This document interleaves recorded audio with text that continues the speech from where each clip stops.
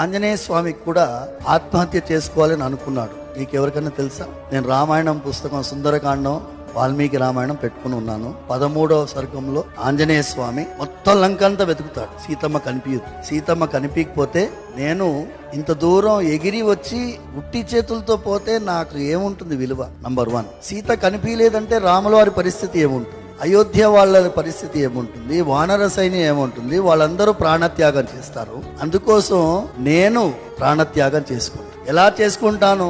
List చెప్తున్నాడు. చెట్టుకు ఉరేసుకుంటాను, లేకపోతే నిప్పు పేర్చి అందులో దూకుతాను, సముద్రంలో పడిపోతాను, మునిగిపోతాను, లేకపోతే ఆహారమే స్వీకరించకుండా అలా పడుకుంటాను, ఏదైనా క్షుద్ర జంతువు తినేసిపోతుంది. ఇవన్నీ చెప్తున్నాను. తర్వాత తానే ఆలోచిస్తుంది, నేను చనిపోతే వెళ్ళే వాళ్ళందరూ ఏమవుతారు? మళ్ళీ ఆలోచిస్తున్నాడు. వినాశే బహవో దోష జీవన్ భద్రాని పశ్యామి.